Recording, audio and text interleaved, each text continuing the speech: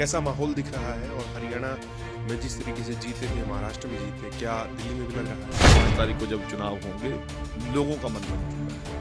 8 तारीख को संपूर्ण बहुमत की सरकार दिल्ली प्रदेश में हम बनाएंगे और भारतीय जनता पार्टी का कार्यकर्ता वहां पर मुख्यमंत्री पद की शपथ लेगा। ये मेरा अभी तक का अनुभव है। कुमारी सैलजा पिछले दिनों बयान जारी किया उन्होंने कि 70% हरियाणा में बीपीएल कार्ड धारक हो गए हैं। अब हरियाणा गरीब बनता जा रहा है, उनका ये आरोप है। किसी का दिमाग सटक जाए तो उसका इलाज क्या है? शैलजा जी को ये चीज तो नजर आ रही है, परंतु ये चीज नजर नहीं आ रही कि हमने जो बीपीएल कांग्रेस के टाइम में 1,20,000 रुपए में फुल स्टॉप लगा रखा था और 2.5 एकड़ से या 2 एकड़ से ज्यादा किसानों को ये बीपीएल नहीं मान रहे थे। नमस्कार, मैं हूं देवेंद्र, आप देख रहे हैं पंजाब केसरी टीवी। दिल्ली में विधानसभा के चुनाव होने हैं। पिछले दिनों एक दलित छात्रा की आत्महत्या हुई, बजट आने वाला है, तमाम चीजों को लेकर बात करेंगे। हरियाणा के कैबिनेट मंत्री कृष्ण बेदी मेरे साथ हैं। सर, शुरुआत दिल्ली चुनाव से करते हैं। दिल्ली चुनाव में आपकी ड्यूटी लग चुकी है, कैसा माहौल दिख रहा है और हरियाणा में जिस तरीके से जीते थे, महाराष्ट्र में जीते, क्या दिल्ली में भी लग रहा है? देखिए, 2 तारीख से हमारी ड्यूटी दिल्ली की त्रिलोकपुरी विधानसभा है, उसमें मेरी को जिम्मेवारी दी गई है और दिल्ली के और क्षेत्रों के अंदर भी मुझे जाने का मौका मिला। परंतु जितने लोगों से हम मिले हैं, जिस भी वर्ग से मिले हैं, चाहे वो किसान दुकानदार है, चाहे कोई फड़ी वाला है, चाहे कोई सर्विसमैन है, चाहे कोई वहाँ छोटा व्यापारी है, सभी लोगों का केजरीवाल सरकार से मोह भंग हुआ है। एंटी इनकम्बेंसी जबरदस्त है और जबरदस्त भी ये है कि वो वादा करके आया था कि मैं ईमानदार सरकार दूंगा। अब ईमानदारी तो कहीं रही नहीं।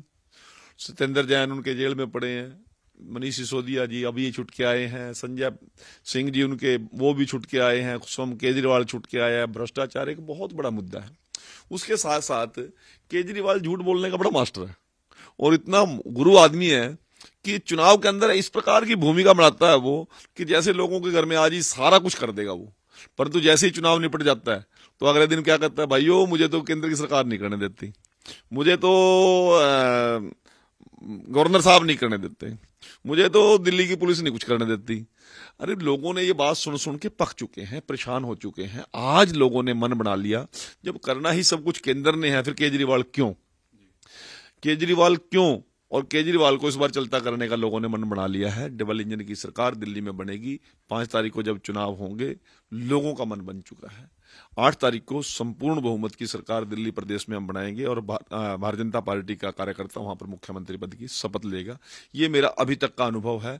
और जिस प्रकार से केजरीवाल को लोग छोड़ छोड़ के भाग रहे हैं, उसके कितने तो एमएलए छोड़ छोड़ के भागने की लाइन में लगे हुए हैं, पार्षद भाग रहे हैं उसके, तो सारी तरफ अफरा तफरी का माहौल है। और केजरीवाल को कोई कहीं इस बार शायद वो अपने नेता प्रतिपक्ष तक भी ना पहुंच पाए, इतनी स्थिति वहां पर होने वाली है। निकाय चुनाव भी हरियाणा में होने वाले हैं, उसको लेकर भारतीय जनता पार्टी कितनी तैयार है? और कुछ तो ऐसे नगर निगम है जहां कई साल हो गए, मतलब 2 साल के करीब हो गए, चुनाव पेंडिंग है। देखिए, हाँ बिल्कुल मैं आपकी बात से सहमत हूँ। पेंडिंग चुनाव है और हम दिसंबर से पहले चुनाव कराना भी चाह रहे थे, परंतु कुछ विषय ऐसे आए, वार्डबंदी के विषय थे, कुछ रिजर्व वार्डों के विषय थे, कुछ लोग कोर्ट में चले गए, कुछ कोर्ट की डायरेक्शन आई, कुछ उसमें और चेंज करना पड़ा, कुछ और चेंज करना पड़ा। तो हरियाणा सरकार तो पूर्णतः तैयार है। अभी चुनाव आयोग ने कुछ समय मांगा था और अब चुनाव आयोग की मेरे ख्याल से लगभग तैयारियां सारी मुकम्मल हो चुकी हैं और मुझे नहीं लगता कि बहुत ज्यादा कोई डिले होने की जरूरत है। परंतु इन बिटवीन दिल्ली का चुनाव आ गया, हमारे बहुत से नेताओं की, स्वयं मुख्यमंत्री की भी और सभी मंत्रिमंडल के साथियों की शायद दिल्ली में सभी की ड्यूटी लग चुकी है और सभी ने अपना अपना काम संभाल लिया है। तो दिल्ली चुनाव के बाद ही हम हरियाणा के चुनाव, नगर निगम, नगर पालिका, नगर परिषद के चुनाव कराएंगे और लोगों को एक विश्वास दिला रहे हैं कि नायब सिंह सैनी जी के नेतृत्व में हरियाणा का चहुमुखी विकास हो रहा है और डबल इंजन सरकार ने बहुत सी समस्याओं का हमने समाधान किया है। तो हरियाणा नगर निगम और नगर परिषद निकाय चुनाव के अंदर भारतीय जनता पार्टी संपूर्ण बहुमत से हरियाणा में विजयी होगी। आप कह रहे हैं कि चहुमुखी विकास हो रहा है, लेकिन विपक्ष ऐसा नहीं मान रहा है। कुमारी सैलजा पिछले दिनों बयान जारी किया उन्होंने कि 70% हरियाणा में बीपीएल कार्ड धारक हो गए हैं। अब हरियाणा गरीब बनता जा रहा है, उनका ये आरोप है। किसी का दिमाग सटक जाए तो उसका इलाज क्या है? शैलजा जी को ये चीज तो नजर आ रही है, परंतु ये चीज नजर नहीं आ रही कि हमने जो बीपीएल कांग्रेस के टाइम में 1,20,000 रुपए में फुल स्टॉप लगा रखा था और 2.5 एकड़ से या 2 एकड़ से ज्यादा किसानों को ये बीपीएल नहीं मान रहे थे, किस प्रकार की इंस्ट्रक्शन लगा रखी थी। आज हरियाणा के लोगों को सुख सुविधाएं देने के नाम पर हमने 1,80,000 तक की लिमिट बढ़ाई है, और उसमें जो लोग जुड़े हैं उन लोगों को क्या सहूलियत ना दें? और यदि सहूलियत के नाम पर कांग्रेस को बेचैनी है, परेशानी है, तो फिर ये परेशानी तो रहनी चाहिए। हमने लोगों से वादा करके आए हैं, लोगों को सहूलियत देंगे, लोगों से जो वादा करके आए हैं उनको वो चीजें मुहैया कराना हमारी जिम्मेवारी बनती है। और शैलजा जी तैयारी से बात नहीं करती, वो तो सुनी सुनाई बातें करती है। अब बताओ, यदि कांग्रेस का इस बात से भूपेंद्र हुड्डा सहमत है क्या? नहीं है।